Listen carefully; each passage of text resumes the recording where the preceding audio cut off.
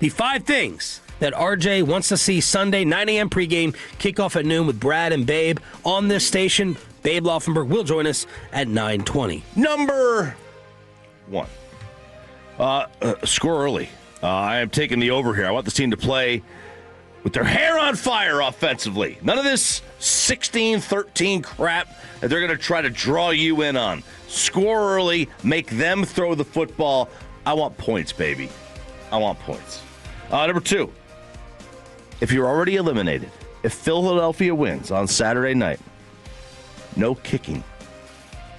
Oh, you're already trying to trade Brandon Aubrey. No kicking. This is the moment this team gets knocked out, no more kicks. Now, if there's a chance for Brandon Aubrey to get a record, 70-yarder, go for it. But I do want the first drive to stall and he kicks. Confidence, baby. I want his confidence back. He missed a couple last week. I want to see that confidence back. Number 3, no timeouts on defense.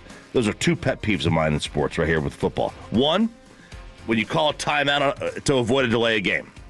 Unless it's 4th and inches.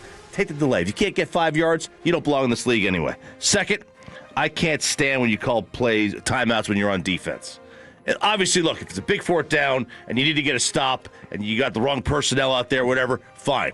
In the general, I hate timeouts on defense. I'd like to ask that to Shotty one day. Calling the timeout to get the look, like last night, final touchdown, 2-point.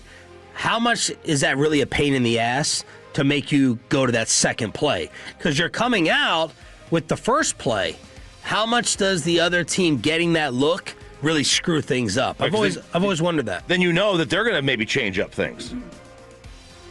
Right? The other team might change things up. Like, you get the look. You send your team out there. It happens in basketball. You send your team out there, see what the personnel's like. Oh, well, they're in this set, so I'm going to call a timeout. Well, then the other team comes out, they change what they just did. Yeah, but at that point, you would just then hopefully, like, if you know, like, walking out there, like, this is something we're going to run into a buzzsaw, so even if they change their personnel, we need a different look. Number 4, for God's sakes, how about a pass rush after the 5th play of the game? Like, they do well on the first drive, and then they forget what they're doing the rest of the way, and I don't know why that is. And then number 5, keep Dak on his feet. The O-line didn't let George cook last week. Needs to be better. Keep him on his feet. Keep him in the pocket. Allow those plays downfield to develop. And then the first bad hit he takes, get him the hell out of there. Because we don't need this. We don't need this try-hard stuff. RJ Choppy's preview, the 5 things, and your official prediction on the Franklin Franco Injury Attorney text line, 877-881-1053. Choppy, who wins and why? By the way, the spread has moved. Vegas is starting to think like me. It was 2.5. It's now Cowboys favored by 1.5, and the over/under is 49.5. I like the over. I love the under.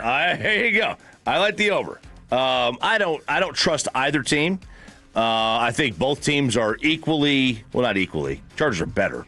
I just don't trust them, and I don't trust this Cowboys team. But I do think that the Chargers in the last 3 weeks have allowed 14, 19, and 13. Now, that was against the Raiders, the Eagles, and the Chiefs. None of those offenses are as good as the Cowboys. And even in the last 2 losses, the Cowboys have scored 30 and 26. That does make me a little bit nervous for my bet. But, the Lions don't have the Chargers defense. No. And we know what Flores did. Yeah, but the Cowboys still scored against Flores' defense. I mean, they still put up some points. I just don't see how the Chargers score enough.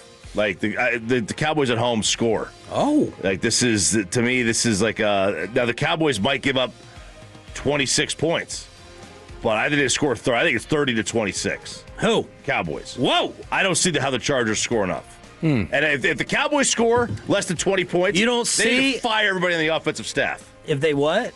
If they score less than 20 points in this game, everybody on offensive staff on notice. Needs to be on notice. It is unacceptable for that quarterback and this team to score fewer than 20 points at home. Unacceptable. I just made 11 syllables out of that one. That's been this offense that we've all talked about is like, oh, yeah, this is like a Super Bowl contending offense, and now you just want to put everybody on notice? Yeah. Okay. Bobby, who wins and why? Chargers are going to win this game, and it's going to be they're going to all be put on notice, I guess, because it's going to be 23-17 Chargers. I think that. Oh wait, are you putting the Cowboys staff on notice or the Chargers? Oh, Cowboys! If you don't score 20 points in this game, it's unacceptable. Oh, I thought you were putting the Chargers staff on notice that if you don't score 20 against this defense, you all need to be fired, which I agree with. I didn't realize you were talking about the Cowboys staff. I mean, you can make it for both. No, make it for both. 23-17. The Chargers are going to score 20. The Cowboys are not. And I think it's just similar struggles that you saw against Arizona, because when they do the cover 4 looks and when you can rush the passer, that's going to make things tough. So if Guyton were playing in this game, I might feel a little bit better about it. I don't think he's going to play. Yeah, I think that this will be tough for them to push the ball downfield, and the Chargers will get enough done against the Cowboys defense, especially with some of their secondary issues. Is the Chargers defense that much better than the Vikings?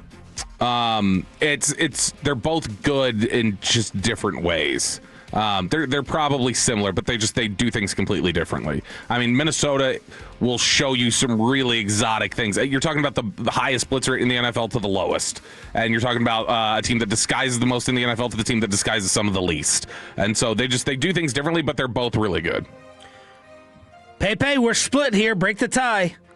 I'll get to the fan text first before I reveal my answer. 214 Cowboys lose 30-20. 302 Chargers win 27-24. 9003 says Cowboys win 30-17. And look, by the time this game kicks off, the Cowboys will be eliminated from the playoffs. The Eagles will beat the Commanders on Saturday, so they'll have nothing to play hard for, nothing to play for, really. Their season's going to be over, but sometimes you just have to believe Vegas and believe what they say. The Cowboys are 1.5-point favorites, like Sean said earlier, so I will have the Cowboys winning 30-27.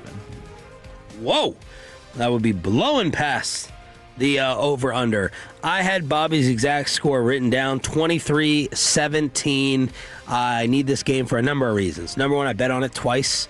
I bet on the Chargers to win. I bet on the under through Underdog, promo code TOLO. I need the Chargers to win to ultimately win the bet over Bobby Roberto Belt and save me a $150 bottle of liquor. I also need the Chargers to win to go ahead and drop the Cowboys another game in the standings to try and move up that draft order. So let's go Chargers. Okay. 877-881-1053.